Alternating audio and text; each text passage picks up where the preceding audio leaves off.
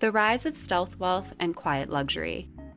Welcome back to A Study of Style, the series on this channel where we take a look at a specific fashion aesthetic and do our best to break it down. In today's episode, we're going to be talking about stealth wealth, a way of dressing that allows the wearer to maintain privacy in regard to their economic and social status, and how it overlaps with quiet luxury, the unassuming style philosophy that has become a signifier of the 1%. The lower class have been emulating the rich and powerful through their clothing choices for hundreds of years, something the upper class detested to the extent that laws were even put in place that dictated what colors and fabric people of certain ranks were allowed to wear, thereby ensuring that a princess would never be confused for a peasant, or vice versa. We've obviously come a long way since then, and from the 20th century onwards we've seen various styles of the uber-rich become mainstream trends like the Ivy League look in the 1950s, pastel preppy style in the 1980s, the old money aesthetic throughout the 2010s, and most recently, quiet luxury and stealth wealth. In today's video, we're going to be discussing the evolution of dressing rich, the similarities and differences between stealth wealth and quiet luxury, and why the upper class continue to have such a specific style philosophy. Now let's get into the rest of the video. If you're someone who is frequently on the internet and happens to have an interest in fashion, then you've no doubt been on the receiving end of countless videos, posts, and articles about stealth wealth and quiet luxury, which have been declared the biggest aesthetics of 2023. Although that's hardly an impressive achievement when practically any style that is talked about on TikTok for more than a week is reacted to in the same manner. There are a variety of factors that could have led to the popularity of the quiet luxury look. With the 2000s comeback in fashion, many motifs that are commonly associated with the new money look have come back into style recently, like maximalism, logos, and bright colors. And as a result, simplicity was seen as a rejection of this mainstream middle-class movement. There's also been a rise in media that revolve around the 1%, like White Lotus, Billions, Gossip Girl, Bling Empire, and Industry, which has made them a novelty. Because clothing can be a form of escapism, many people have attempted to recreate these quiet luxury looks at home, working off of the idea that dressing like they're wealthy might make them feel better about their economic status. With the economy about to go down the toilet, public figures will all begin to dress in understated styles in an attempt to lessen criticism directed towards their financial privilege, as seen with the disappearance of necklaces on red carpets, and stealth wealth and quiet luxury will become more and more common in those circles. Although the two concepts are often conflated and used synonymously online, stealth wealth and quiet luxury are not the same thing. Stealth wealth is less of a fashion aesthetic and more of a psychological strategy, with the wearer's simple clothing being an attempt to seem relatable, unassuming, and most importantly, not exorbitantly wealthy.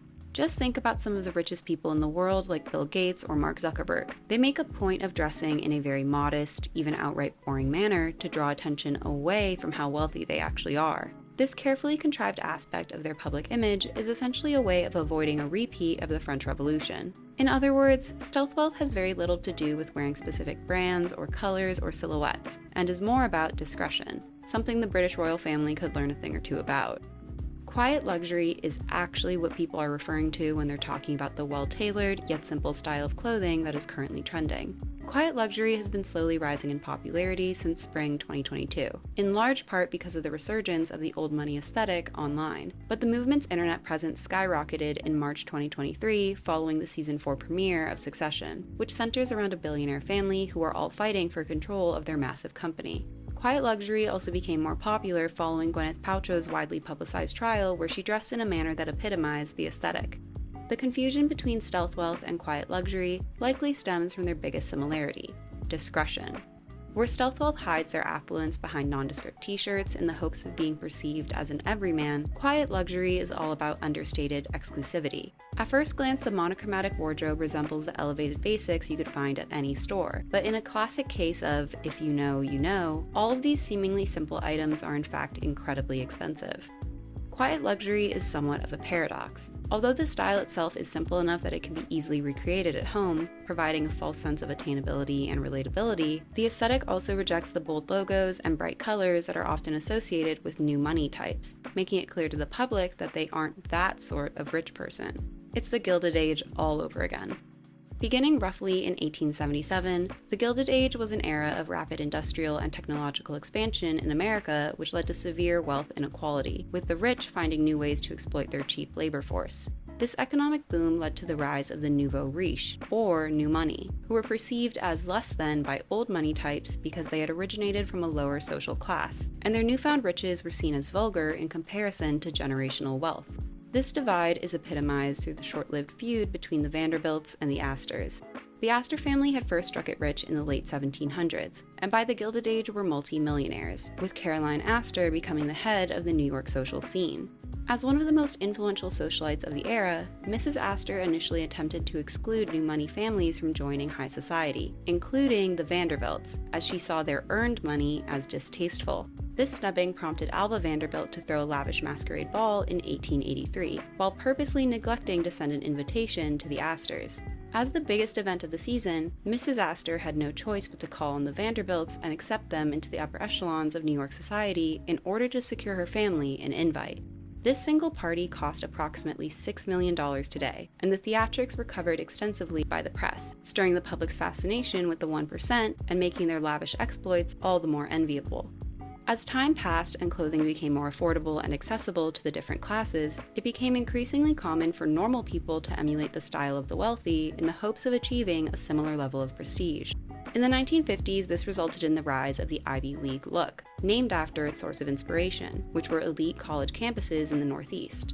Inspired by the attire worn by the British and American upper classes during the 1920s, the Ivy League look was especially popular with young men as it gave the appearance of being well-educated and well-mannered, and Paul Newman, Gene Kelly, and John F. Kennedy were purveyors of the style, while Brooks Brothers became the unofficial brand of choice for the aesthetic.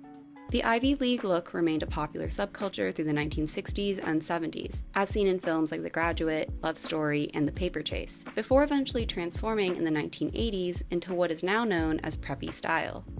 Although it got its inspirations from a similar academic place, preppy fashion of the 80s was more casual, colorful, and youthful than the Ivy style of prior decades, which was a reflection of 80s trends in general. The 1980s was a period of prosperity in the United States, leading to an increase in disposable income and the rise of the yuppie, or young urban professional. Both men and women became more comfortable flaunting their wealth, resulting in fashion growing increasingly bright and bold, hence the pastel hues which became synonymous with the preppy and yuppie look. While Jackie Kennedy had been the poster girl for wealthy women in the 1960s, with her Lilly Pulitzer dresses and Chanel suits being duped to high heaven, in the 80s some fresh faces came on the scene, including Princess Diana and Brooke Shields, who made preppy style feel attainable while still being prim and proper. Luxury brands like Ralph Lauren and Perry Ellis embraced the preppy trend, to the point that they're still associated with it today, but their high price point didn't prevent others from being able to partake in the look, with more affordable brands like Tommy Hilfiger, Calvin Klein, Lacoste, and J. Crew keeping up with high demand. Even though it was incredibly popular, preppy style developed a negative connotation in the latter part of the 1980s, with the look often being reserved for villains or geeks in film and TV, resulting in the eventual rejection of the flamboyant style.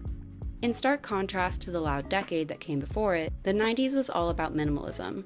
On one end of the less is more fashion spectrum was grunge, a counterculture movement that some described as slacker style, thanks to its incredibly laid-back nature, which was even outright messy at times. The rich look of the 90s was far more polished in comparison, featuring impeccable tailoring, preppy elements like tweed and pearls, a minimal color palette, and sleek silhouettes. You can see the style worn by wealthy characters in The Nanny, The French Prince of Bel-Air, and Clueless. In the real world, Gwyneth Paltrow, Carolyn Bessette, Julia Roberts, and Kate Moss sported sophisticated yet understated looks throughout the 90s that would eventually be seen as predecessors to today's quiet luxury. In the 2000s, the pendulum swung the other way, with fashion becoming more ostentatious than we'd seen in decades. As an ode to the preppy look of the 1980s, sportswear became popular in the 2000s, with colorful polo shirts and tennis skirts being worn by just about everyone. Pop culture had a huge effect on fashion of the time, and with the rich and famous shamelessly flaunting their wealth in the form of giant logos and monograms on the covers of magazines, the new money look was redefined and solidified. This was so widely known that in films like Legally Blonde, White Chicks, Confessions of a Teenage Drama Queen, and Mean Girls, there are characters who are purposely dressed in this manner to signify their new money status. This led to the popularization of the Burberry check, which was so widely counterfeited that the brand's previously posh clientele abandoned them out of fear of being associated with the lower class. And everyone's laughing up their sleeves about your date. What? Why? Why? Because she's brought a ludicrously capacious bag. In 2008, this style came to a screeching halt following the economic recession, with fashion becoming minimalist once again. Because flaunting one's wealth had become a faux pas, celebrities proceeded to shove their $1,000 bags to the back of their closets in favor of nondescript fashions, a classic case of stealth wealth. In the digital age, clothing has become even more of a status symbol, and what better way to appear stylish and on trend than dressing up as a rich person? This desire led to the eventual rise of the old money aesthetic in the 2010s, which, as the name suggests, took its inspirations from those who had generational wealth, not newly rich celebrities.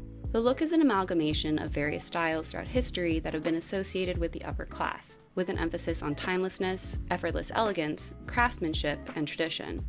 New money style is often described as tacky, which has racist undertones considering many of the style's most obvious elements, like logomania, take inspiration from black fashion. Quiet luxury's insistence at appearing as the polar opposite of the new money look could be interpreted as a reflection of the deep-seated prejudices of the 1%, with people of color being perceived as less worthy of their fame and fortune in the eyes of the white majority. And even online, the vast majority of the inspirations for the aesthetic are white. Although many assume them to be one and the same, quiet luxury and old money styles are actually very different. With its matching tweed sets, pearl necklaces, sweater vests, Hermes scarves, and Chanel handbags, the old money aesthetic feels more like a parody of a preppy rich kid. Blair Waldorf core, if you will. And this fantasy aspect makes its popularity amongst young women all the more understandable. Quiet luxury, on the other hand, is more about looking polished and professional, with tailored jackets, starched blouses, and appropriate pumps. Ironically, it's a wardrobe that would hardly look out of place in an office, although realistically, these people would never have to step in one to begin with. This sort of workwear look gives the style a domineering edge, and it could almost be interpreted as a 21st century take on 80s power dressing. This emphasis on simplicity and seriousness puts even more distance between the quiet luxury trend and other styles of rich dressing, epitomizing the concept that money talks but wealth whispers. Take for instance the characters in Succession. Even though their clothing is rather plain, these blazers and pullovers actually cost thousands of dollars.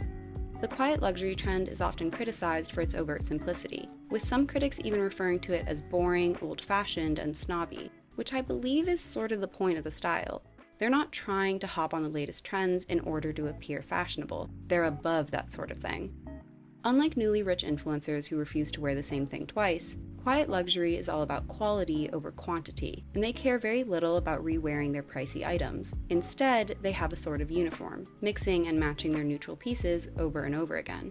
Some of the trends defining features like tailored suits, wool coats, and simple heels are things that you no doubt have in your closet, just at a much lower price point. While many of the brands that are popular amongst the fashionable elite, like Theroux, Brunello Cucinelli, Victoria Beckham, and Ralph Lauren, are out of reach for most, the aesthetic is still somewhat attainable, as it focuses on investment pieces instead of short-lived trends. These timeless staples might be costly now, but can be worn for years and years, ensuring that you get your money's worth. What are your thoughts on stealth wealth and quiet luxury? I hope you enjoyed this video. Don't forget to like and subscribe, and I'll see you soon. Bye!